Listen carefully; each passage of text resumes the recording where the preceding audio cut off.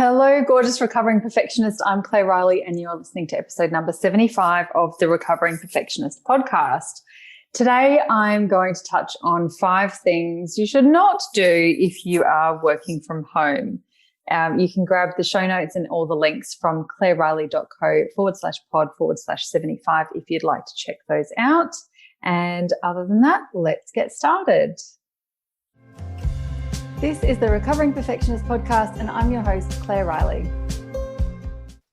Alrighty, so this is your daily reminder. We all need these daily reminders. There's many, many things that we probably shouldn't let ourselves do or shouldn't do so much of or shouldn't let other people do to us when we're working from home, and it is absolutely a constant battle, constant challenge we need to consider. But I wanted to just go through a couple of things. Some of them are logistics, some of them are strategy, things that I would just urge you to be aware of if you are working from home, and traps that we don't want to fall into. The first one is, I'm going to say it really lighthearted, but it happens more often than you care to admit. The first one is, don't wear your wireless headphones to the bathroom during a meeting, whether it's a webinar or a group call or anything like that. Take them off. You won't miss anything if you do need to run to the loo, or just put it on speaker and turn off your video and all of that sort of thing. At the very least, make sure that you are 100 million% sure that you've muted yourself if you are going to take yourself for a wander while you're in the middle of a meeting or a webinar or anything like that. Number 2, let's move on to something a little bit more sensible and hopefully more helpful as well. Don't stay seated for more than 45 minutes at a time. We all know all of the things around movement and even standing while we work, and the benefits of not sitting down for so long. So if you have a device where you can set a timer or a little alarm or a little vibration every 45 minutes at least to get up and do something very physically different. I'm a massive fan of the Pomodoro style technique, where you work for 25 minutes and have a 5-minute break. 25 minutes works absolute wonders for me. Any shorter, I get a bit frustrated. Any longer, and I tend to lose my concentration span at about the 40-minute mark anyway. But try and get up and physically do something, even if it's just for 30 seconds, to stretch yourself, stretch your legs, stretch your hips, your knees, your shoulders, your neck, your eyes, all of that sort of thing. The productivity, the difference in productivity and the longevity that you can actually continue to work for a day goes through the roof when you actually look after your body and do all the things, including staying hydrated, but moving around is a massive thing.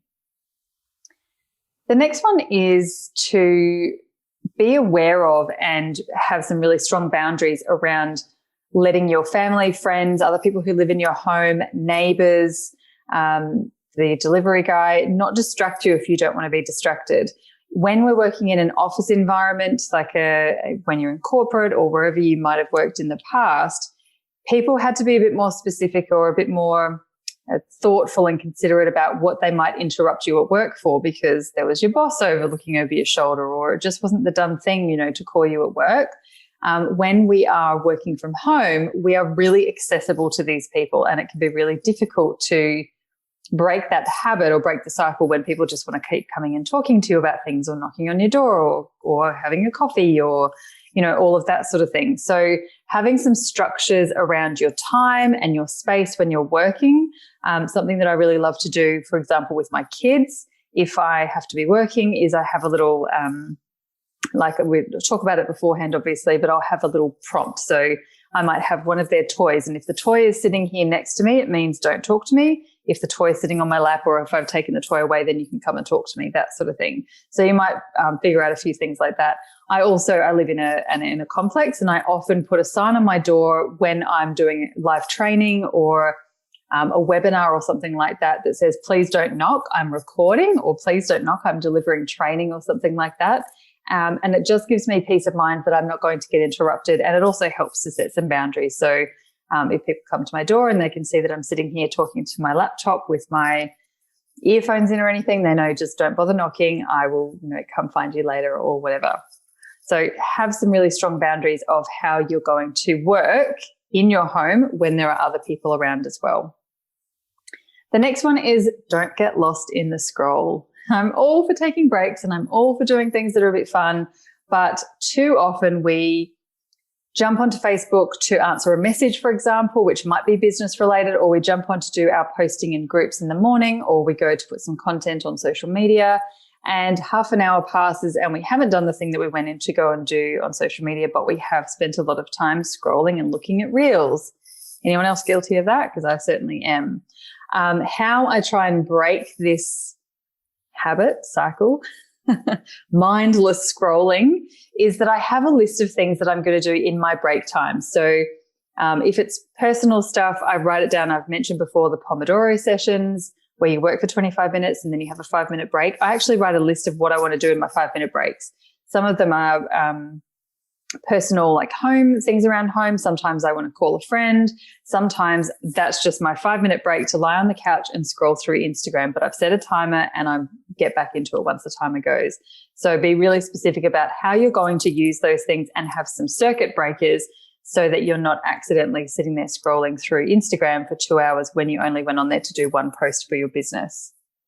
And the last thing to not do when you are working from home, working for yourself, is forgetting to pause, especially for celebration. We, especially as recovering perfectionists, tend to have these massive lists of all the things that we want to do. And as we work through them, we get in the habit of what's the next task? Do the next task, tick the next task off. What's the next task? Do the next task, tick it off, go into the next one, rather than stopping to celebrate. So if you think back to when you've had a great job, a great team, a great boss in the past, you often have someone to check in with at the end of the day or at the end of every task sometimes with your wins and with things that have been completed or checked off. You get a pat on the back, you get some feedback, you get the, yay, that's awesome, we're all done, let's move on to the next thing. When we work for ourselves, we tend to just be like, oh, it's okay, it's done, move on to the next one. And there's no space for celebrating that we've finished something, let alone just taking a moment to reflect on how we did and would we do anything differently next time, and so on and so forth. So whether that means getting a biz bestie or someone who is in your household to celebrate with and just talk through what you've achieved that day or that work session or just that task can make a really massive difference.